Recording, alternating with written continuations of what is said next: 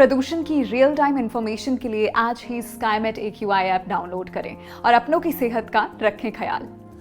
नमस्कार, आप देख रहे हैं स्काईमेट वेदर रिपोर्ट और मैं हूं देवेंद्र त्रिपाठी। देश भर में 10 अक्टूबर को कैसा रहेगा मौसम, इसकी जानकारी लेंगे और साथ ही साथ जानेंगे कि आगामी सिस्टम जो बंगाल की खाड़ी में उठा है अगले 24 घंटों में डिप्रेशन बनने के बाद किन राज्यों को प्रभावित करने वाला है।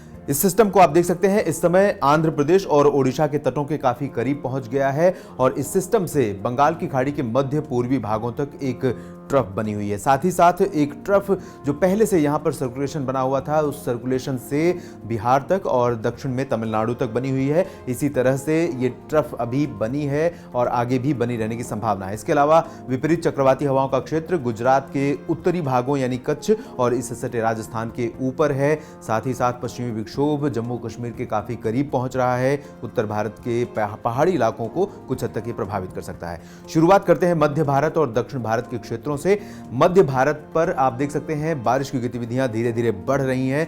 जैसे जैसे डिप्रेशन करीब आएगा यहां पर बारिश का प्रभाव और बढ़ता जाएगा। उम्मीद है कि 11 अक्टूबर को आंध्र प्रदेश के उत्तरी तटीय भागों और दक्षिणी तटीय ओडिशा के पास इस डिप्रेशन का लैंडफॉल होगा। उसके बाद ये अंदरूनी भागों की तरफ बढ़ेगा और दक्षिण भारत के साथ साथ मध्य भारत के कई राज्यों को प्रभावित करेगा। आगामी 24 घंटों के दौरान बारिश की अगर बात करें तो ओडिशा में फिलहाल बारिश में बहुत ज्यादा वृद्धि होने की संभावना नहीं है, लेकिन हल्की से मध्यम बारिश कई जगहों पर देखने को मिल सकती है, तटीय इलाकों से लेकर अंदरूनी हिस्सों तक। साथ ही साथ छत्तीसगढ़ में कई स्थानों पर मध्यम से भारी वर्षा होने की संभावना नजर आ रही है।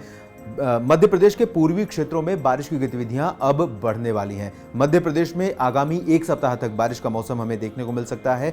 पहले पूर्व में शुरुआत होगी बारिश की, उसके बाद धीरे धीरे मध्य भागों में और आखिर में आते आते सप्ताह के आखिर तक आते आते पश्चिमी मध्य प्रदेश के जिलों में भी बारिश की गतिविधियां शुरू हो जाएंगी। इस बीच आगामी 24 घंटों के दौरान विदर्भ में कई स्थानों पर हल्की से मध्यम बारिश की गतिविधियां देखने को मिल सकती हैं। मराठवाड़ा के दक्षिणी भागों में और दक्षिणी मध्य महाराष्ट्र तथा दक्षिणी कोंकण गोवा में भी वर्षा होने की संभावना है। लेकिन उत्तरी महाराष्ट्र, खासतौर पर उत्तरी मध्य महाराष्ट्र, उत्तरी कोंकण गोवा और गुजरात में सभी जगहों पर अगले 24 से 48 घंटों तक मौसम मुख्यतः साफ और शुष्क रहने के आसार हैं।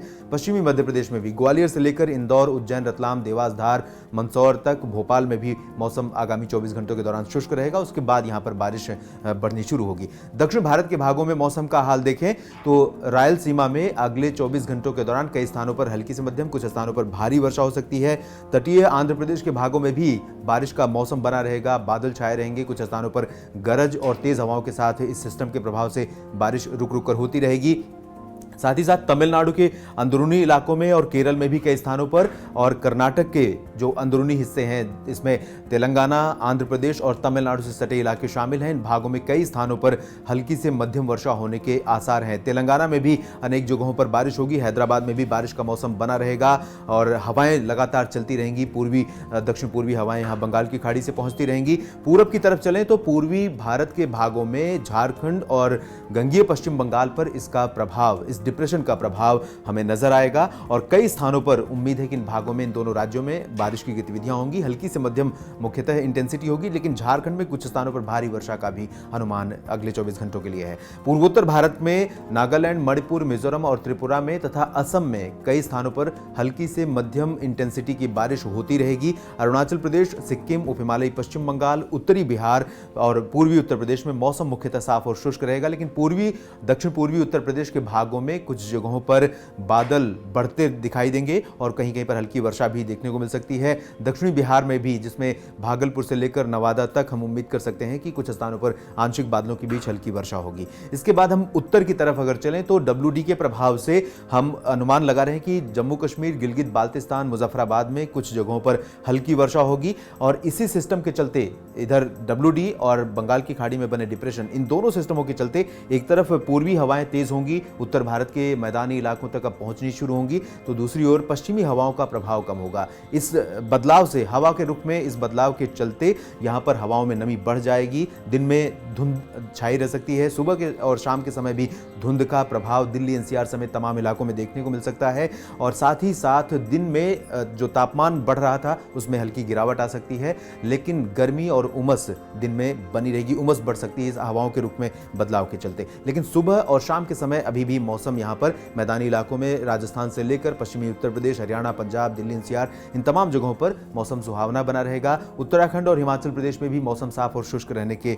आसार लगातार बने हुए हैं। दिल्ली एनसीआर में प्रदूषण अब बढ़ने लगा है। अब समय आ गया है जब हवाओं के रुख में परिवर्तन से ये तय होगा कि दिल्ली एनसीआर में वायुमंडल साफ रहेगा, यानी हवा स्वच्छ रहेगी, या इसकी गुणवत्ता में गिरावट आएगी। ये इसी पर निर्भर करेगा। तो इस समय जिस तरह का डिप्रेशन है, ये बंगाल की खाड़ी से हवाओं को इधर आगे पुश करेगा और इन हवाओं में नमी ज़्यादा होगी तो स्थानीय स्तर पर जो प्रदूषण है दिल्ली एनसीआर का, वो हवाओं में निचली सतह पर बना रहेगा और लोगों को दिखाई भी देगा, परेशान भी करेगा।